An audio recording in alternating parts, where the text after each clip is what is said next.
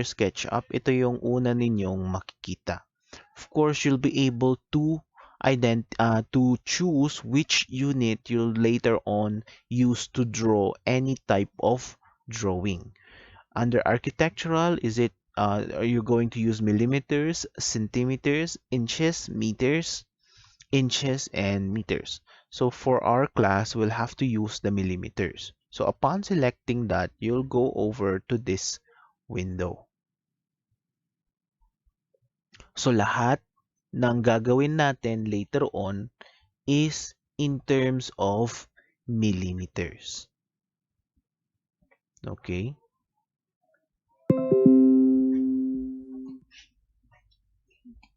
This will now all in terms of millimeters.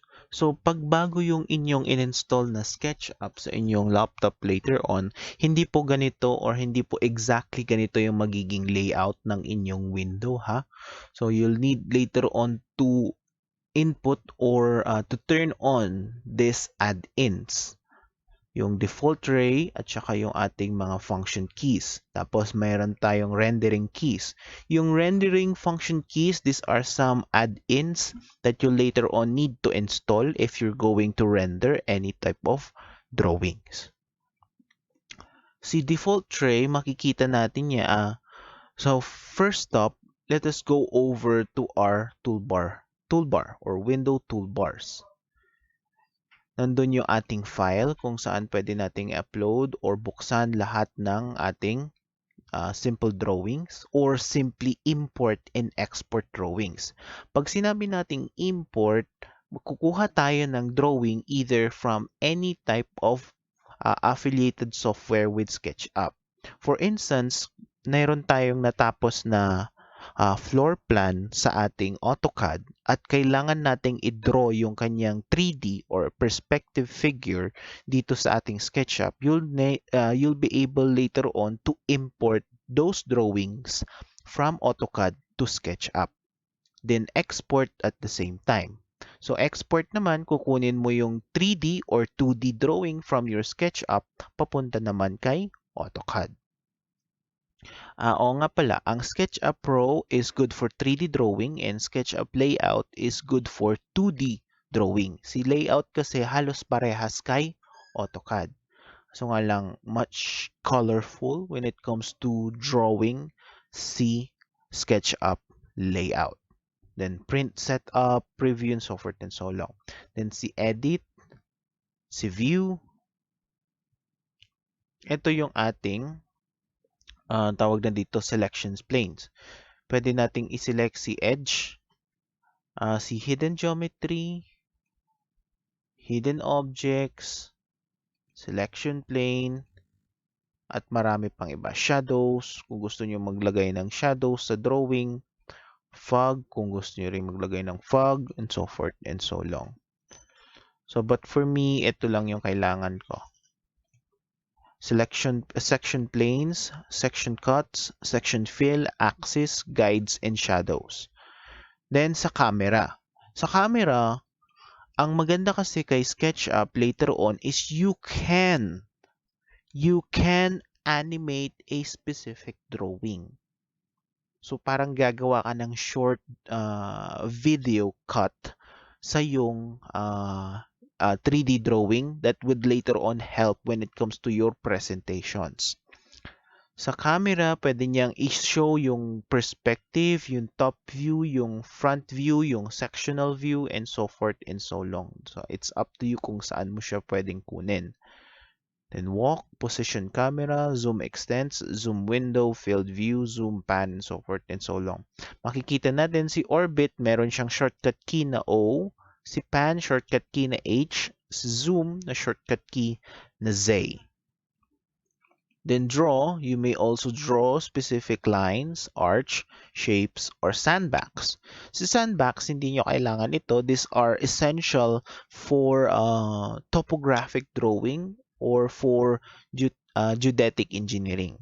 Maganda ito when it comes to drawing a specific terrain or mountainous terrain, which will later on need for you to place your residential or any type of structures. Sa contour mapping po yan. Tools. Ito sa ating tools, makikita yung iba't iba pang functions. Eraser, paint bucket, move, rotate, scale, push, pull, follow me. Push, pull to literally create a 3D figure. Follow me to create a 3D figure along a path. Offset, parang sa AutoCAD, offset, ganun pa rin yun. Outer shell, solid tools, tape measures. Tape measure, parang ano lang to, simple dimension, pero hindi niya actually ilalagay yung dimension, but you'll just use it to identify the exact length of such figure. Protractor, axis dimensions, which are all again available in these add-ins na nakikita ninyo sa gilid. Then window. Dito na natin makikita yung ating mga kailangan na default add-ins. Sa default tray, ito yung pwede nating isama sa kanya. Sa default tray, nandyan si entity info, si materials, si components, at marami pang iba. Si style, si tag, si scene, si shadows, fog, match photo, soften edges, instructor outline. Si instructor, ito yung parang short discussions for each command na gagamitin natin. Manage tray, kung ano yung gusto mong ilagay dyan. New tray, set up mo lang kung gusto mong gumawa ng bagong tray. Then preferences. Ito yung importante sa ating preferences. Sa preferences, pwede mong iset yung shortcut na gusto mong gamitin or shortcut keys na gusto mong gamitin. Halimbawa, gusto kong gumawa ng follow me, shortcut key for follow me command. Follow me.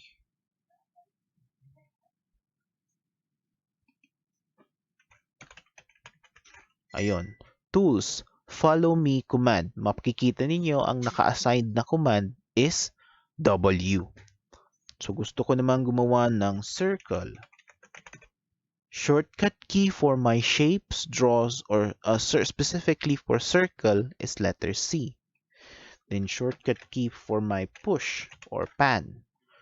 Push or pull, ang aking shortcut key is P. Shortcut key for rectangle. Mapapansin natin, rotated rectangle, ang kanyang shortcut key ay wala. So, gawa tayo ng shortcut key ni rotated rectangle. Rotated rectangle, shortcut key, just say RR. Ay, hindi pwede ang double. Let's just say, may mga nakaset na kasi.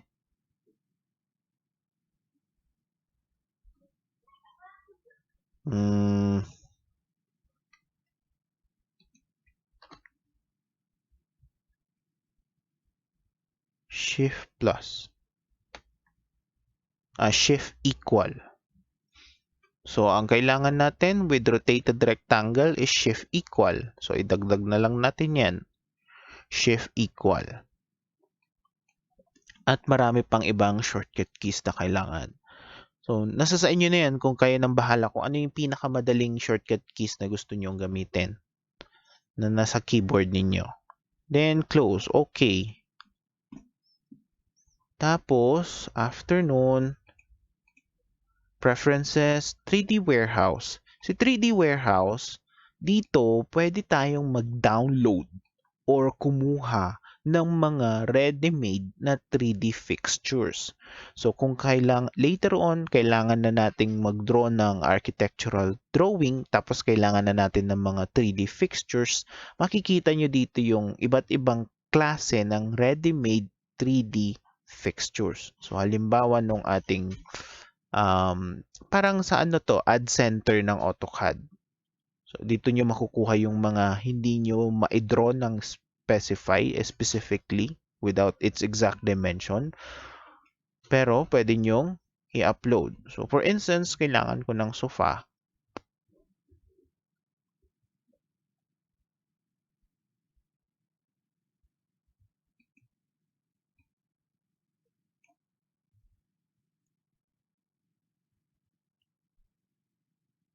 Ayan, ito. So, kailangan ko siya. I-download ko lang, tapos kailangan ko mag-sign in. Or configure. Kailangan ko pa rin mag-sign in.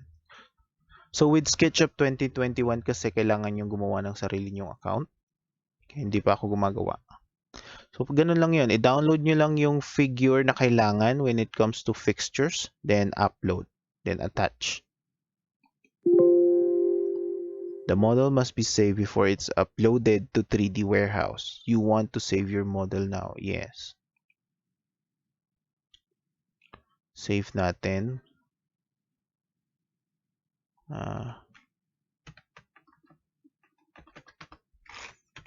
Let's say sofa. Save.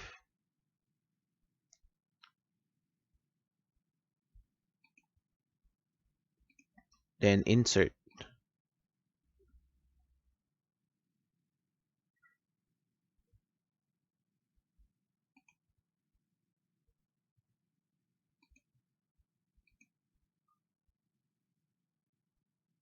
Import, send layer saves.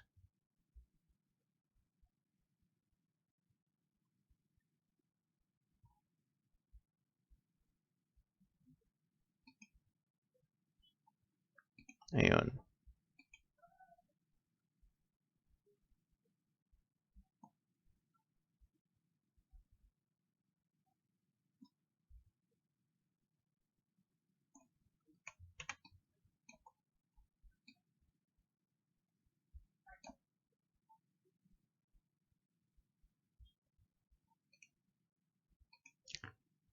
Open.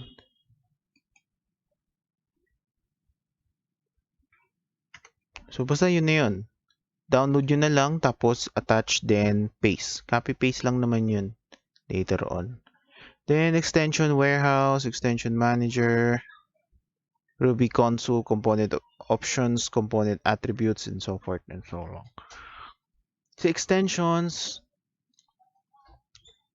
dito nyo makikita yung mga kailangan nating add-ins. Start Enscape, that is for rendering, synchronize views, manage views, take screenshots, manage uploads, Enscape objects. Sa mga Enscape lang yan.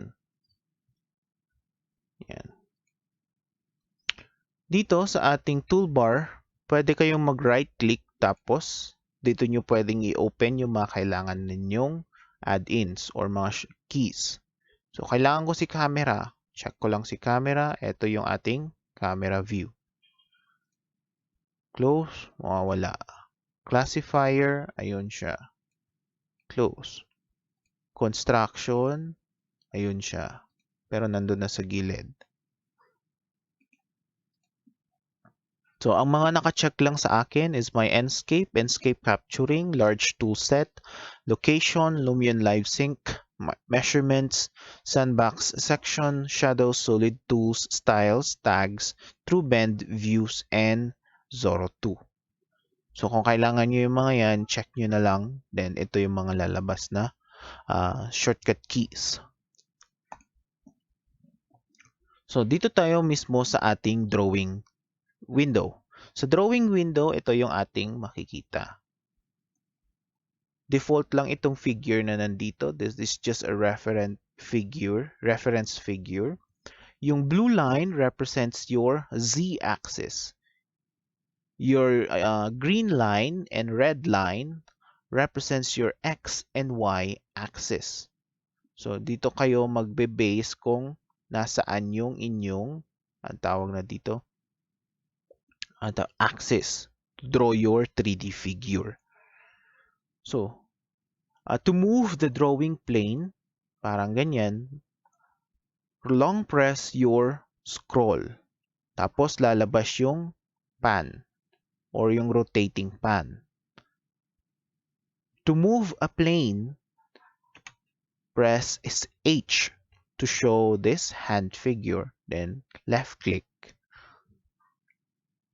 to move the plane. Then press ulit. Then click. Then press the space bar to return into cursor or your pointer.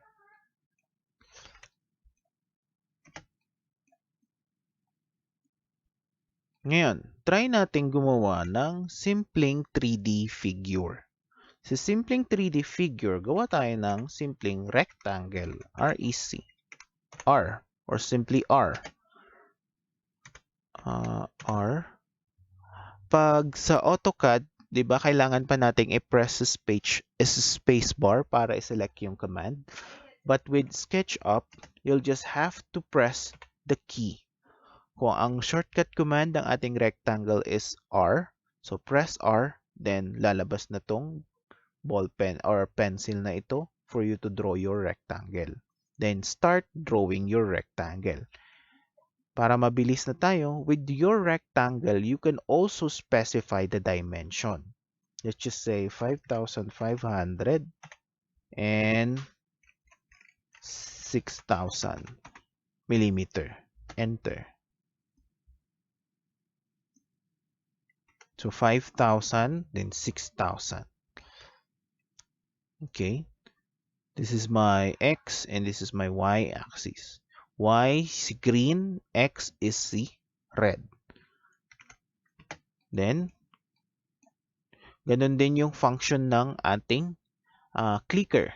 Sa ating clicker, if you start from the right, then drag it across the drawing, you'll be able to select the figures or objects that it passes through. Then, ulit. Pag left to right, kailangan mong iselect yung buong figure. Parang ganyan. Select ko yung buong line, pero hindi ko siya masiselect partially. Select. Select.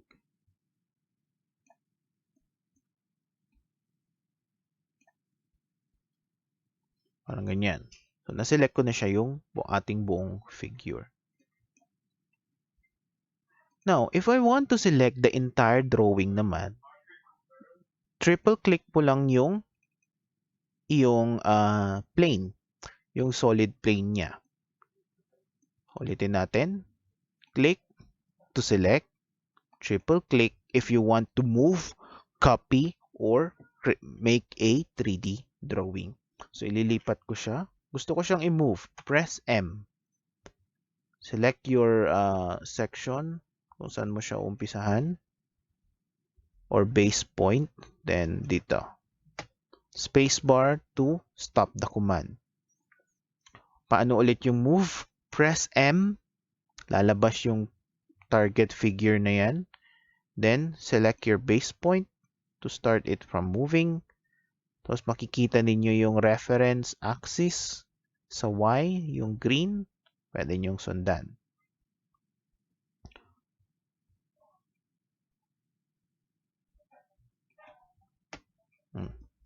So, from this, pwede na tayong mag-start to draw a 3D drawing. So, basically, in drawing a 3D drawing, ang pinaka-essential na command is your push-pull command. P. Shortcut key is P. Default po yun. Push-pull command. Lalabas itong figure na to. Push-pull command, select the object that you want to create your 3D drawing, then drag it either upward or drag it downward. Nasa sa inyo na yan. Then, for me, I'll have to drag it upward. Makikita dun sa gilid, merong shadow dahil naka-on yung aking shadow key. So, meron na akong 3D rectangle. But with push and pull command, I can also define the thickness of my 3D rectangle. Let's just say, as I drag it upward, makikita doon sa baba, ito, 1,855 mm downward. Pero if I drag it upward, kailangan ko ng, let's just say, 2,500 and enter. This rectangle has a dimension of 5,500 by 5,500 by 6,000 millimeter and a thickness of 2,500. So, meron na akong 3D rectangle. Now, I want to create a multiple copy of this rectangle. a multiple copy of this rectangle, which at the same time, whenever I edit the original figure, would also show that edit to the other copies. So, paano yun? For instance, gawin ko muna siyang component. Triple click to select the entire figure. Again, triple click. Ulitin natin. Triple click to select the entire figure. Then right click. It's up to you if you want to make it as a group. Halimbawa, natapos mo na yung isang buong section ng floor plan mo at para hindi na magulo yung drawing, gawin mo siyang group. Now, if you want to create a multiple copy of such object naman that whenever you are editing the original one or any of its copy, pwede mo of any of its copy later on the edit that you've later on created would also show to its other copies. So that is the function of make component. So for this figure, right click, make component, pangalanan natin siyang C1 or rectangle 1. Pwede mo ring ilagay yung description kung para saan yung figure na yan kasi later on magre-register siya dito sa ating default tray para madali nyong mahanap kung nasaan yung kailangan ninyong section ng drawing. Let's just say that is for my foundation. Then set components, axis, glue to any horizontal, vertical, then slope, then none. Then advanced attributes, price, size, URL, type, and so forth and so on. Then create. Makikita natin dito sa components. Ito si R1. Ito yung ating sample drawing. Andun si R1. So, halimbawa, marami na yung drawing natin dito. Hindi mo na mahanap kung nasaan si R1. Punta ka sa default tray, click si components, hanapin yung pangalan ng iyong component na kailangan, which is for foundation, R1. Select mo siya. Pwede ka rin mag-create ng copy para siyang block. Parang gumawa ka ng bagong block.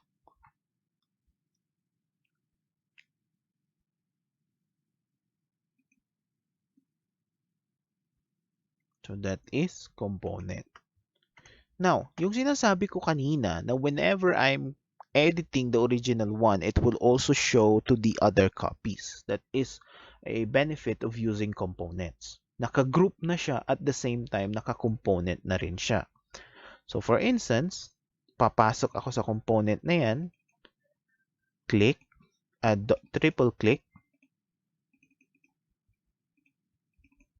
double click para pumasok ka sa component. So makikita dito yung ating dash lines showing that this figure is either in group or in component. Halimbawa, ayaw mo na siyang maging component, gawin mo lang siyang unique later on. Pero for this time, gawa muna tayo ng multiple copy para makita natin yung sinasabi natin kung ano yung inedit ni original, ano yung ina-edit sa original, yun din yung magiging edit sa iba. So, gawa tayo ng changes sa kanya muna. Kopyahin muna natin siya. C. Controls. To make a copy, pwedeng Control C or you may press M, then Control. Pag pinress natin si M at saka si Control, tapos maghanap ka ng base point, let's just say here, you'll be able now to create a plus copy of such figure with a defined distance. So let's just say that is 8,500 from my base point, from my selected base point. 8,500 mm. Then ito yung magandang part. You may be able to create a multiple copy from that single command. So for instance, na-create na tayo ng copy na ito at a distance of 8,500 from the selected base point. I need to create a 6 copy of this with the same distance from the selected base point of 8,500. Kailangan ko ng 6 copy. So 6x types 6x, then press enter. So mapapansin, nakaroon ako ng additional 6 nagkaroon ng 6 copies from the original one. Ito yung ating reference copy. Then, yung reference copy, kailangan ko ng 6. 1, 2, 3, 4, 5, 6. So, lahat yan naka-component na ngayon. So, for instance, kailangan kong i-edit yung isa para ma-edit lahat pagdating sa component. Pasok ako dun sa isa. Gawa ko ng circle. Then, para maiba, push downward. Draw a circle. Push.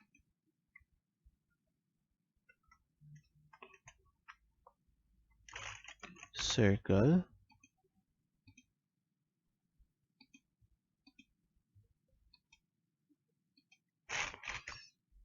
Push.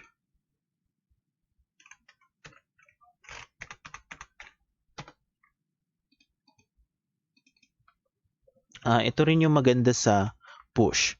So, halimbawa, gumawa ako ng 3D. Nag-push ako ng circle at a height of 1,000 mm. By double-clicking the same figure, I'll be able to create the same height of such drawing. Okay? Wala. So, mapapansin ninyo, nung inedit ko siya, dahil naka-component siya ngayon, lahat ng kopya na kaparehas niyang component na R1 ay magkakaroon ng same changes. Okay? Then,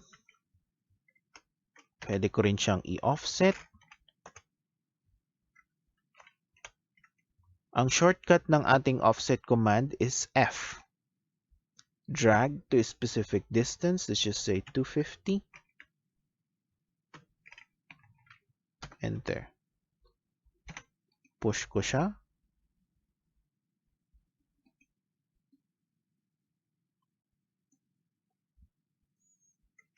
Offset.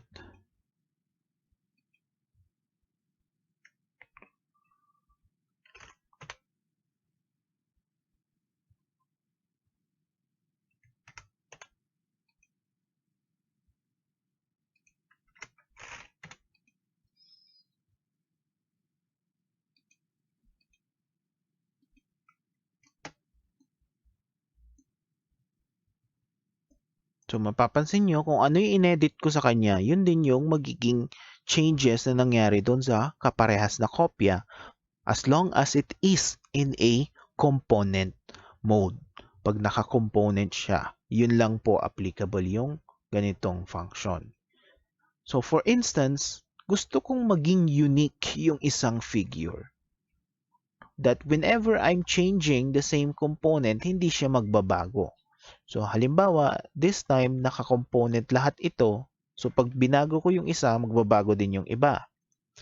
Pag ginawa ko siyang unique, right-click, make it unique. So, unique. This is now a group. Naka-group na siya ngayon. R hashtag 1. Makikita sa components, R hashtag 1, R1 hashtag 1, meaning meron siyang sariling component or sariling group. So, pwede ko siyang i-edit. So, dito muna tayo sa component na to. Push.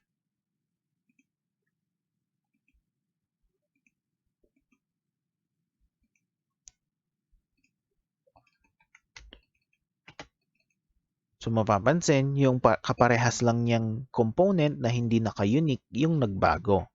Pero yung isang figure na naka-unique, yun yung hindi nagbago.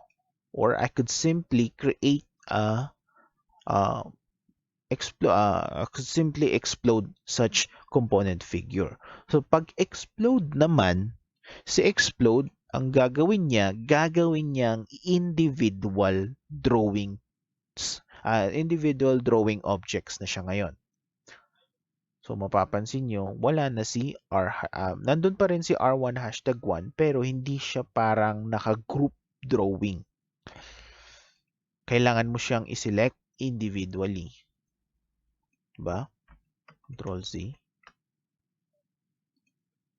So before, naka-group siya or naka-component siya. Tapos nung in-explode natin, magiging siyang individual objects. Ganun lang. Yung group, component, then explode, then unique. Push, pull, pan, rotate, move, and copy. Ano pa ba? Rotate. Paano naman yung rotate? So for instance, I need to rotate this object. I-rotate mo lang naman siya. So yung rotation na mangyayari sa kanya ay hindi mangyayari sa iba. Si rotation, ang shortcut command natin is Q. Pag blue yung figure, that is acting on the z-axis. Red, acting on the x-axis. Green, acting on the green axis. So gusto ko siyang i-rotate on the z-axis. Select ko yung axis na gusto ko for me to start the rotation. Then, I may also define the angle. Doon sa angle sa baba. Pwede mong i-define that is 90 degree. Gusto ko siya ng 90. Then, enter. So, mapapansin ninyo, rotate lang naman yung ginawa natin. Hindi natin inedit yung mismong figure. So, meaning siya lang yung magro-rotate at 90 degrees. Okay? So, yun lang yung ating rotation. Pag x-axis naman, hanapin natin yung reference axis natin. Yun. So, ganyan natin siya i-rotate. Pag z-axis naman,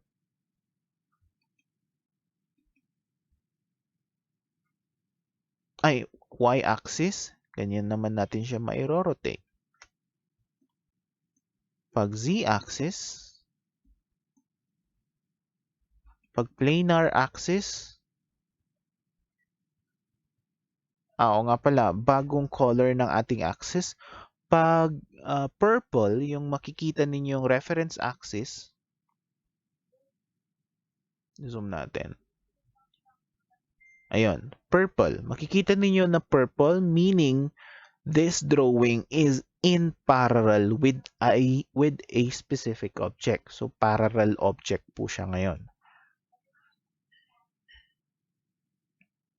Nandun siya ngayon sa planar rotation.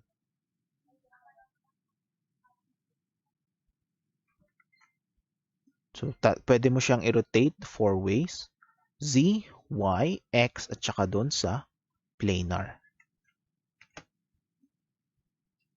So, yun lang yung ating so far kailangan. Ano na na-discuss natin? Tawag natin rectangle, circle, push, rotate, offset. Ano pa ba? Yung offset, ang ating shortcut key is F.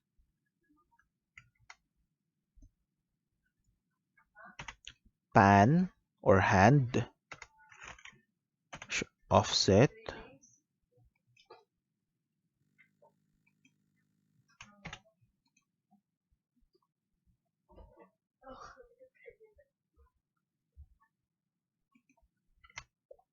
Ito ang maganda sa plus command. Sa plus command kasi, whenever I need to create a 3D using push-pull command, for instance, press P to create another push-pull. Pero gusto mong gumawa ng another section, another 3D plane section. Press the control tab or control key para gumawa siya ng bagong section. So mapapansin, nagkaroon ng line. Click, control. Nagkaroon ng line. So bagong set of rectangular 3D figure na siya ngayon. Click, control. Pero pag hindi ko kinlik yung control, dire-diretso lang siya. Okay?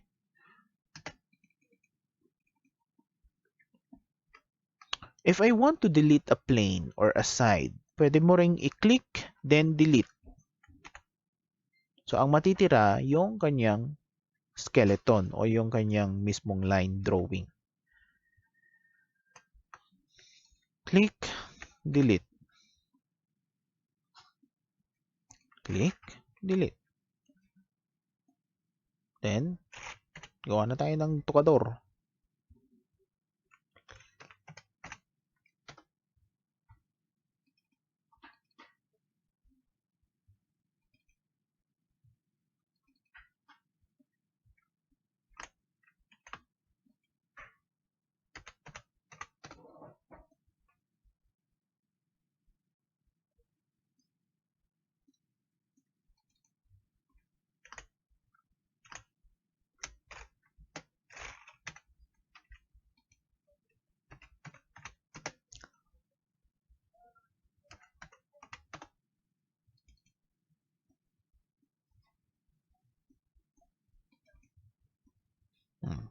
Ganun lang. Control to create plus command. Ganun din kay rotate.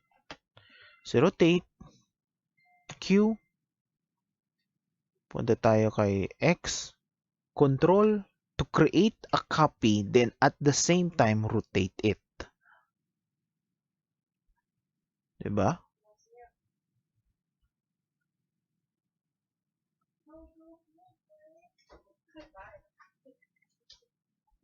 Z-axis, control to create a copy at the same time rotating.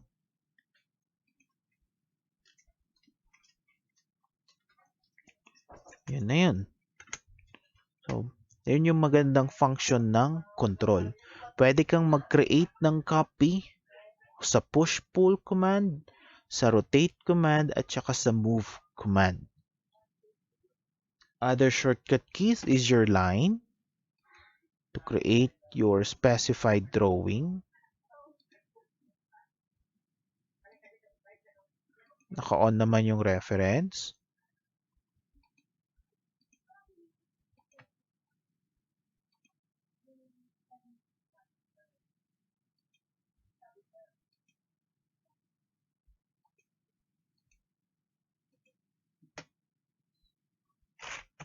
(3D line).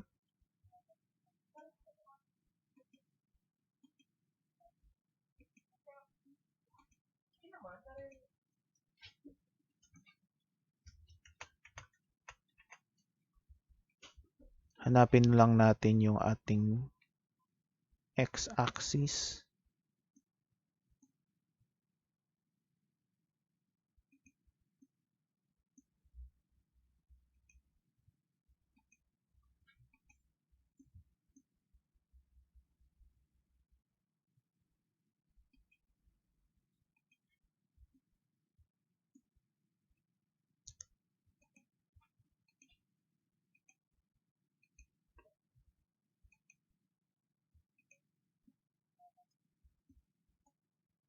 We can also create complex figures. Push.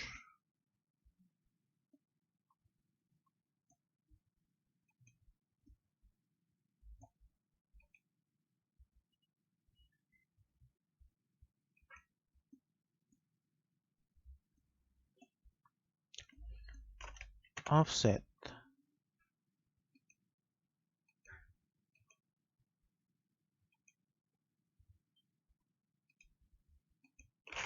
Push.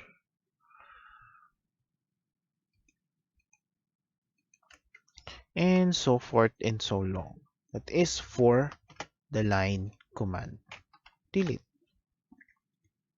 Ano pa ba yung meron dito? Line or rectangle, line, freehand. Si freehand, simpleng drawing lang. Paint kung gusto mong lagyan ng hatch. Rectangle, rotated rectangle, circle, polygon. Si polygon,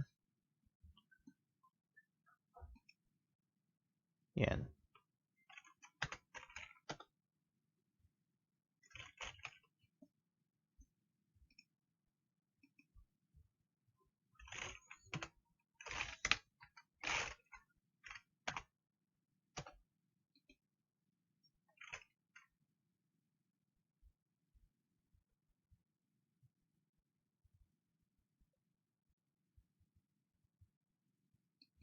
Yan, ganyan lang naman yan si polygon. Move. Ngayon, gusto kong gawin ng soft edge itong polygon, hexagon na ito. Pull ko lang siya. Right click. Triple click. Then soft edge. Soften or smooth edges. So, si soften and smooth edges, pwede kong i-define yung ating edge. Kung curve ba yan, gagawin natin ng curve. Soften edges.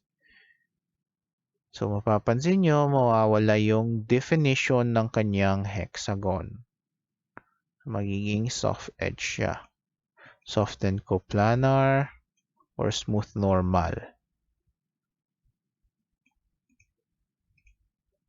So, parang soft na lang siya na hexagon. Push. Hindi ko na siya maipupush kasi hindi na nakadefine yung ating edges. Hindi na nakadefine yung kanyang edge. So, okay na yun. Yun lang, yung soften edges. Ano pa ba? Arch. Arch, shortcut command. A. Pwede mo rin i-define yung radius.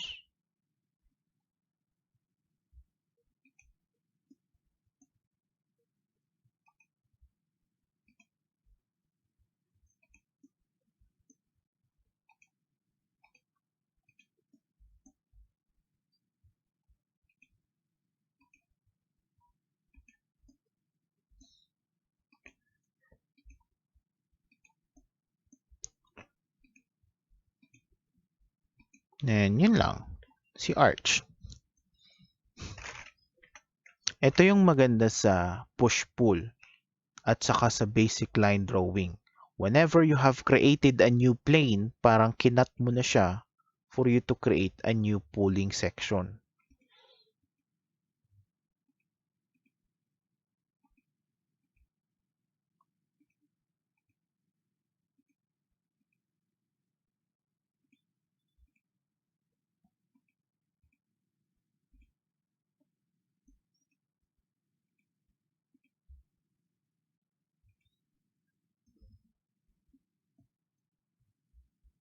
Yun lang naman siya. Push-pull, arc, circle, line, rectangle, normal drawing, then paint. Ito yung maganda sa paint. Parang hatch lang po yung sa paint. Sa paint or materials, pwede kang mamili ng gusto mong figure or gusto mong plane or kulay ng iyong plane. Model, material, 3D printing, asphalt, and concrete. So for instance, gusto ko siyang brick cladding and siding. So brick. Click mo si brick. Lahat ng lahat ng side na pipinturahan mo ng brick, magkakaroon ng brick print. So, ayun. Ibang kulay.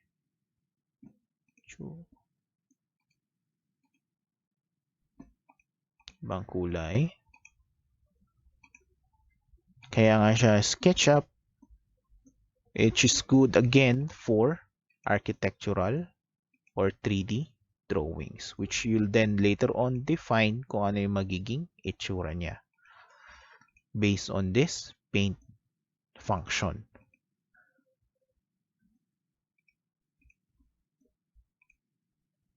Ngayon, meron din tayong paint for water. Roofing stone, patterns, roofing stone, synthetic surface tile, water, window coverings, then wood. Pwede rin sa tubig. There you go.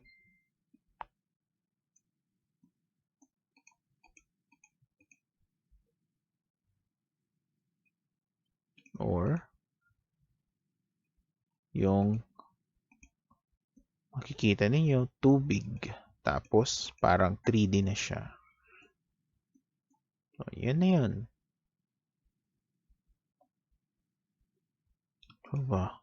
Ayan, ayan.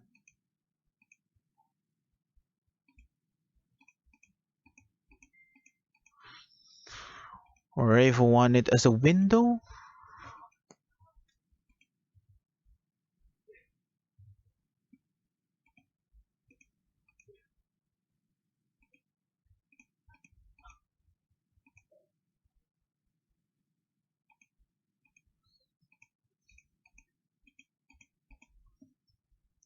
or a wood,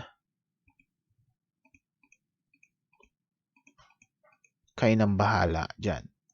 Ngayon, to appreciate this drawing, kailangan mo siyang ilagay sa isang rendering figure, as a rendered figure. Doon papasok yung ating iba't ibang rendering softwares. Pwede kang gumamit ng Lumion or Enscape. So, for me, I'll try to use Enscape. Click ko lang yung play, continue evaluation, tapos start rendering. Lalabas itong si Enscape. So, ito yung kanyang actual figure pag na-render na siya. So, mas ma-appreciate mo yung drawing mo later on pag na-render mo na siya.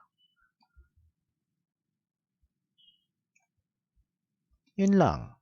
Yung pinakamadali kasing rendering software is Enscape. Then, susunod si Lumion. Si Enscape, pwede kang mag-attach ng figures.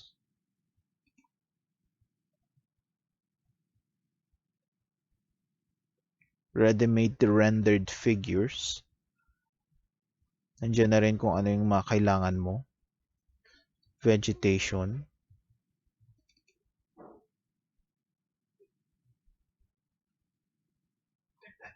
Drag it out.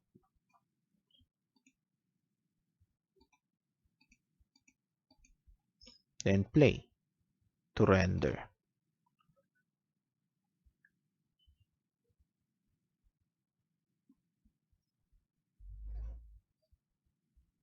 Napansin nyo, nag-attach tayo ng puno. Ayun na yung puno. Pwede din siyang live rendering or actual render. So every time na may nagbabago sa yung drawing, it will also actually happen to your rendered figure. Ano lang, pinakamadali kasi ang Enscape pagdating sa rendering. So far, yun yung pinaka-basic natin. Pwede ka ring mag-scale, offset, follow me command, rotate, move, push-pull, arch, or 3D point, circle, pie, arc, 2-point arc, polygon, rotated rectangle, rectangle, simple drawing, then paint. Si tape, yung dali lang naman si tape, to verify the dimension. Makikita mo na yun sa baba. That is 43,390. At the height, 4,790. Shortcut command ni tape is T. Ano pa ba? Protractor, definition, detailing, text.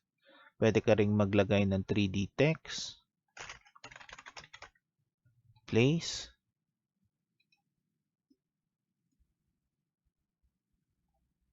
Yun na yung text natin.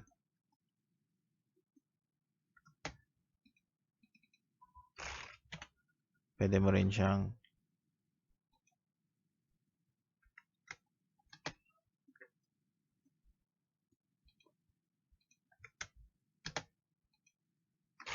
delete. Ano pa ba? Push, pan, zoom, yun lang. Yun pa lang naman so far. Complicated na yung iba kasi dito. Sandbox, contour mapping, from scratch, smooth, stamp, drape, add details, flip edge. Ito yung isang magandang function ni push-pull, yung ating follow me command. Yung follow me command, for instance, gagawa ako ng line. Simpleng line lang.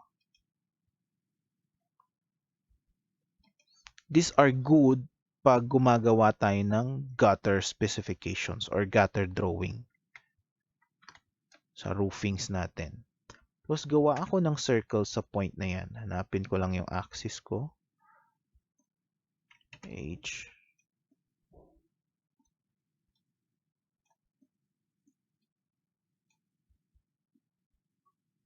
Then gawa ako ng circle.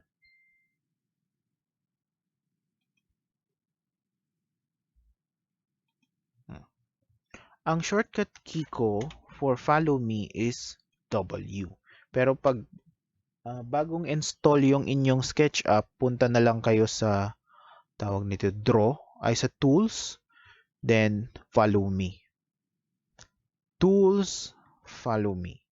Click follow me, then select your object that you want to create your 3D, then drag it across the line that you want to copy or create that 3D image.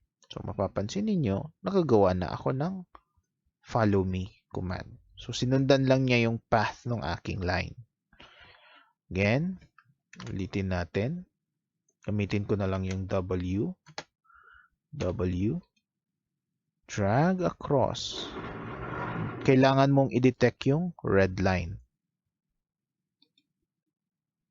So these are good for other complex figures.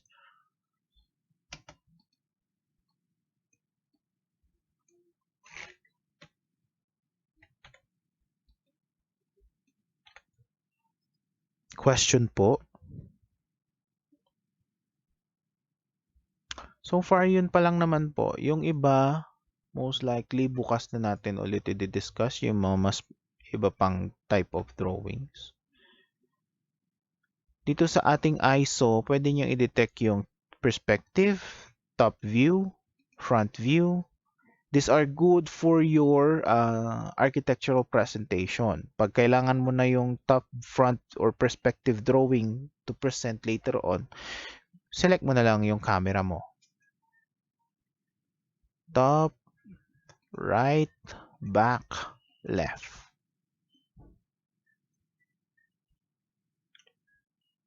Yun lang.